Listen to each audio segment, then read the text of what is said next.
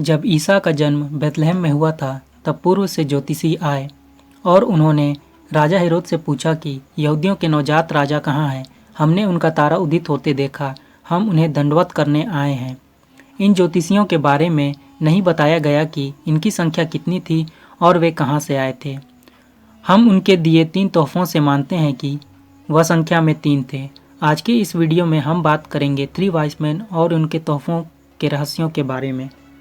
Bible के old testament के ईसाया के ग्रंथ में इन ज्योतिषियों के बारे में बहुत से हिंट दिए गए हैं कि जब उन्होंने तारा देखा तब वे पूर्व में ही थे और यरूशलेम का पूर्व वही स्थान था जहां बहुत बड़ी संख्या में यहूदी रहते थे। यीशु के समय में, यीशु के जन्म से 600 वर्ष पहले यहूदी बेबीलोन में गुलाम बनाकर ले जाए गए थे, जो आज के वर्तमान समय में यह इलाका इराक के नाम से जाना जाता है, और उनमें से कुछ ही वापस आ पाए थे। तो अधिकतर यहूदियों की सारी शिक्षा दीक्षा बेबीलोन में ही हुई थी।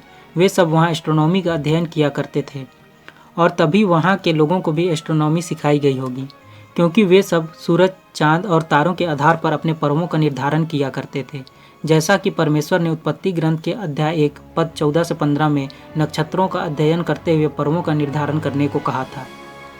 मत्ती के सुसमाचार में वर्णन किए गए इन ज्योतिषियों के बारे में लोगों के मन में बहुत से सवाल उठते रहे हैं कि ये ज्योतिषी आखिर आए कहाँ से थे और वे कैसे ठीक यीशु के जन्म स्थान तक पहुँच पाए थे। इसके बारे में ईसाया के ग्रंथ अध्याय 60 पद 1 से 2 में लिखा है, उठकर प्रकाशमान हो जा, क्योंकि तेरी ज्योति आ रही है और प्रभु ईश्वर की महिमा तुझ पर उदित हो रही है। यहाँ साफ है, ज्योति आ रही है और प्रभु की महिमा उदित हो रही है, यानी कि तारा उदित हो रहा है। और इसी तारे को देखते हुए ज्योतिषी ठीक यीशु के जन्म स्थान तक पहुँच पाए थे, क्योंकि उन्होंने बेबीलोन में यहूदियों से एस्ट्रोनॉमी सीखी थी और जानते थे कि जब पश्चिम में सबसे तेज सितारा चमकेगा तब यहूदियों के राजा यानी राजा मसीह का जन्म होगा। और आगे पद 3 में लिखा है, राष्ट्र तेरी ज्योति की ओर आ रहे हैं और राजा तेरे उदीयमान प्रकाश की ओर।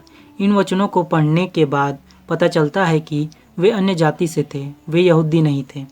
और पद 6 में वे जहाँ से आए थे उनके बारे में लिखा गया है।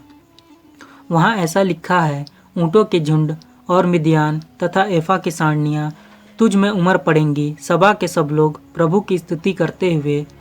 यहाँ साफ साफ 3 राष्ट्रों के नाम बताए गए हैं, मिद्यान, एफा और सभा, यानी वे संख्या में 3 थे। मिद्यान और एफा आज के मिडिल ईस्ट कंट्री हैं और सभा आज का इथोपिया है, यानी कि उनमें से एक ज्योतिषी काला हो सकता है।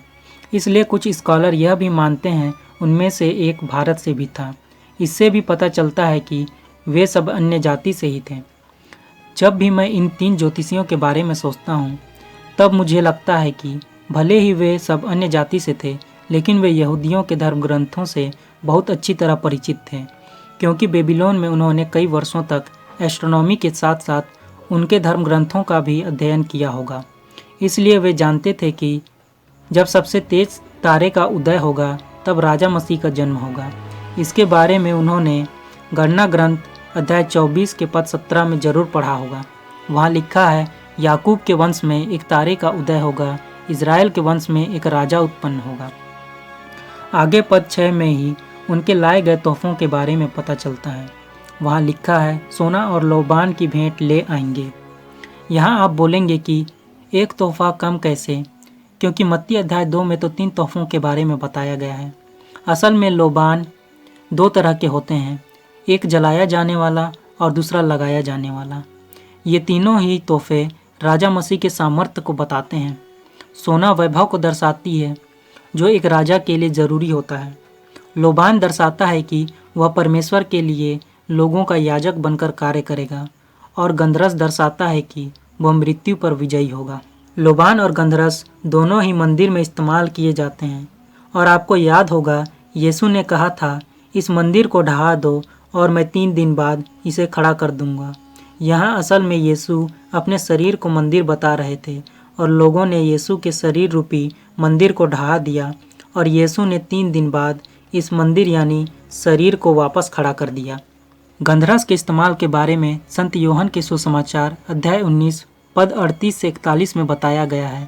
निकोदेमुस 50 सेर का गंधरस और अगरू का सम्मिश्रण यीशु के शरीर पर लगाता है और फिर उन्हें छाल्टी के कपड़ों में लपेटकर कब्र में रख दिया जाता है। गंधरस दर्शाता है कि यह जिस पर लगाया गया है वह जीवित नहीं है, और आप जानते हैं कि यीशु तीसरे दिन मृत्यु के बंधन को तोड़कर जी उठते हैं।